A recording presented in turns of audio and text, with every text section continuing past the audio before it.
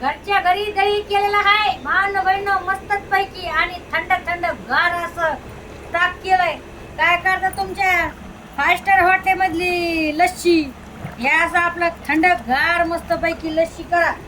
ताक हलवा इथे ना मस्त पैकी साखर टाका.